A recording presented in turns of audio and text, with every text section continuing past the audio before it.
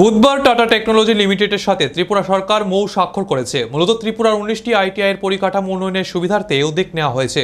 এদিনের স্বাক্ষর অনুষ্ঠানে উপস্থিত ছিলেন মুখ্যমন্ত্রী ডক্টর মানিক সাহা, শিল্প ও বাণিজ্য মন্ত্রী শান্তনা চাকমা, টাটা টেকনোলজির জেনারেল ম্যানেজার স্বাগতা ঘোষ ও head of business Arghya Ghosh.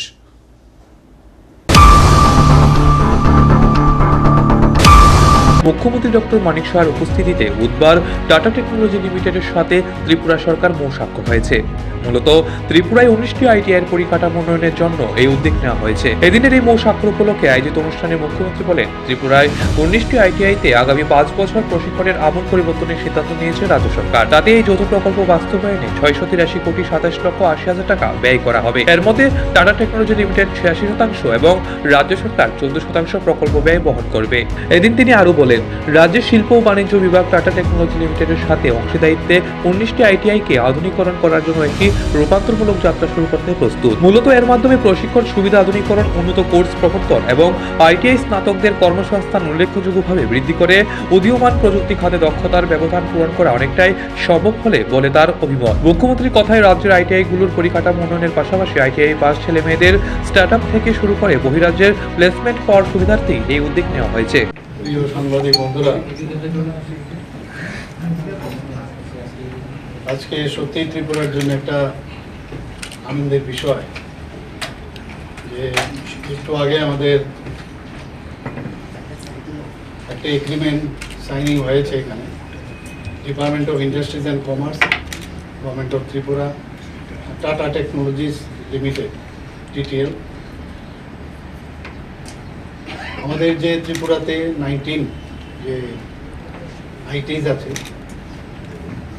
সেইগুলোকে আপগ্রেডেশনের জন্য, আপনারা সবাই জানেন যে এগুলো অনেক বছর হয়ে গেছে। আমাদের পুরনো টেকনোলজি এগুলো বেশিরভাগই ওখানে মানে ফিজিক্যালি এবং মেকানিক্যালি ওখানে কাজ হয়। এখন কম্পিউটারাইজেশনের যুগ, কম্পিউটারের সব মেশিনারি চলে এসছে, কিন্তু আমাদের যারা ওখান থেকে পাস করে বা এখনো পড়াশোনা করছে তাদের কাছে ওই টেকনোলজি ছিল না।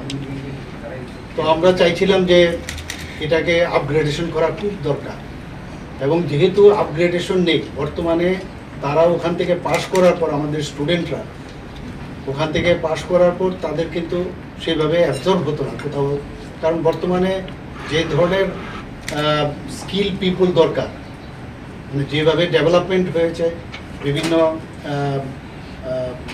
কম্পিউটারাইজ মেশিনারি যেগুলো আছে সেইভাবে কিন্তু তাদের সেই ট্রেনিং ছিল না। তো তার জন্য আমরা আজকে এই টাটা টেকনোলজির সাথে আমরা এগ্রিমেন্ট করেছি। সেই টেকনোলজিতে আমরা ওখানে ইনফ্রাস্ট্রাকচারও ডেভেলপমেন্ট করব, পাশাপাশি 86:14 সেই রেশিওতে, অর্থাৎ 86% ওনারা খরচ বহন করবেন আপগ্রেডেশনের জন্য, আর 14% আমরা বহন করব। তো সেখানে 86%-এ ওনারা যে ইনভেস্ট করবেন 570 crore, মোর দেন 570 crore, আর ত্রিপুরা গভর্নমেন্ট 14%, অর্থাৎ 112 crore, মোর দেন 112 crore ইনভেস্ট করবে। আর ইনফ্রাস্ট্রাকচার যেটা বানাবে ওখানে মেশিনারিজ আদার যেসব আছে সেগুলোর জন্য আমি এই কথাটা আমি বললাম। আর বাকি আমরা ওখানে যে ইনফ্রাস্ট্রাকচার মানে বাইরের যে বাহ্যিক যেসব মানে ইনফ্রাস্ট্রাকচার তৈরি করতে হবে, তো তার জন্য আমরা প্রায় 13,500 স্কোয়ার ফিট আছে টোটাল উইচটা। সেখানে আমরা 700 টোটাল, মানে এই যে আমরা 14% এবং অন্যান্য যে আমরা 19 আইটির যে ইনফ্রাস্ট্রাকচার আমরা বাইরের দিকে করবো সেগুলো 700 টোটাল 92 crore খরচ হবে। তো এতে করে আমাদের একটা সুবিধা হবে যে এক তো প্রথমে অনেক দিন ধরে ওনাদের সাথে আমাদের কথা চলছিল, মাননীয় প্রধানমন্ত্রী নরেন্দ্র মোদীজিও চাইছেন যে কোনো রাজ্য যেন পিছিয়ে না থাকে। তো সেই দিশায় আমাদের এখানে আমাদেরও চেষ্টা ছিল, ওনার যে মার্গদর্শন সেটাকে সামনে রেখে আমরা কথা বলছিলাম টাটা টেকনোলজির সাথে। ওনারা এসছেন এবং আমরা বললাম যে আমাদের স্টুডেন্টকে টেকনিক্যালি নো হাউ, বিভিন্ন সাবজেক্ট, অনেকগুলো লং টার্ম কোর্স আছে, শর্ট টার্ম কোর্স আছে। তো এই প্রথম ওনাদের একটা বেস এখানে হচ্ছে 5 বছরের জন্য ওনাদের সাথে এই কাজটা চলবে। এবং ভবিষ্যতে এই যে এত বড় একটা মানে ডেভেলপমেন্ট এখানে হবে তার জন্য মেনটেনেন্সের জন্য তার ব্যবস্থা, এবং আমাদের যারা এখানে বর্তমানে যারা টিচাররা আছে তাদেরকেও যাতে ট্রেনিং দেওয়া হয়। 2 জন করে ওনাদের যারা মানে শিক্ষক থাকবে, প্রতিটা ইনস্টিটিউটে 2 জন করে থাকবে, প্লাস আমাদের যারা এখানে এতদিন ধরে পড়াচ্ছে তাদেরকেও মানে ওনারা ট্রেনিং দেবে। তো এতে করে 5 বছরের পরেও তার মেনটেনেন্স এবং আমার এই যে ট্রেনিং যারা দিল তারা যাদেরকে দিল তারাও ট্রেনিং দিতে থাকে। যারা পাস করবে তারা এই টাটা নিজেরাও অ্যাবজর্ব করবে, কারণ তাদেরও এই ধরনের স্কিলের পিপল তাদের দরকার, সেখানে তারা অ্যাবজর্ব করবে। তাছাড়াও দেশে তো আছে টাটার বিভিন্ন ডিস্ট্রিবিউটার্স আছে, তাদেরও কিন্তু বিভিন্ন কারখানা আছে বিভিন্ন জায়গায়, তাদেরও এই ধরনের স্কিল পিপল দরকার, সেখানে ওনারাই কিন্তু সেই কাজটা করবে। পাশাপাশি বাইরেরও বিদেশেও অনেক জায়গায় এই ধরনের স্কিল, আপনারা জানেন যে ভারতবর্ষে কিন্তু আমাদের ইয়াং ফোর্সের পার্সেন্টেজ মাননীয় প্রধানমন্ত্রী যে সবসময় বলেন প্রায় 60 থেকে 65% আমাদের ইউথ ভারতবর্ষে আছে, এটা আমাদের স্ট্রেংথ। তো বাইরে কিন্তু এই ধরনের ফোর্স পাওয়া যায় না, তো বাইরে বিদেশেও তাদের যে এমপ্লয়মেন্ট যে বিষয়, অ্যাবজর্পশনের যে বিষয়, সেটা ওনারা করবে। তো আমাদের জন্য একটা বিরাট বিষয়। আর তাছাড়া এই ধরনের টেকনোলজি এখানে যখন বসবে, ইভেন আমাদের যে টিআইটি আছে বা এনআইটি আছে তারাও কিন্তু সেখানে যাবে, হয়তোবা তাদের এখানে এই টেকনোলজিই নেই। তো ওখানকার যে স্টুডেন্টরা যখন যাবে বা টিআইটি থেকেই যাবে, তারাও কিন্তু ওখানে যাবে, কিন্তু they have to pay for that.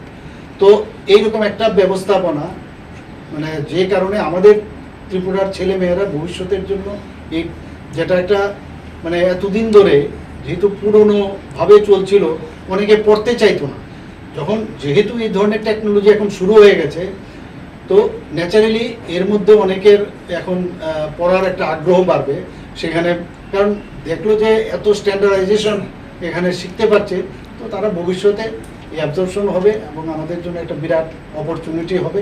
এবং আমি একটু আগে ওনাদের সাথে কথা বলছিলাম, আমার বক্তব্যতে আমি বলেছি আমরা চাই যে ত্রিপুরা স্টেট একটা মডেল স্টেট হোক, এবং সেইভাবেই আমরা কিন্তু এটা 19 যে আমাদের আইটিস আছে এতদিন ধরে ভালো চলছিল না, কিন্তু আপনারা সবাই জানেন, তো এটাকে আবার আমি বলবো ভাইব্রেন্ট আইটিস হবে, এবং ত্রিপুরার জন্য একটা মাইল স্টোন আমার মনে হয় আগামী দিনে হতে যাচ্ছে।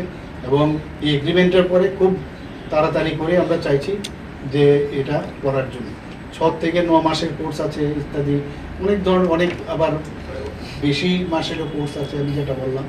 সব মিলিয়ে একটা ভালো একটা ব্যবস্থাপনা আমি মনে করি ত্রিপুরাতে ইন্ডাস্ট্রির একটা। নিজস্ব প্রতিনিধি রিপোর্ট, এশিয়ান টাইমস।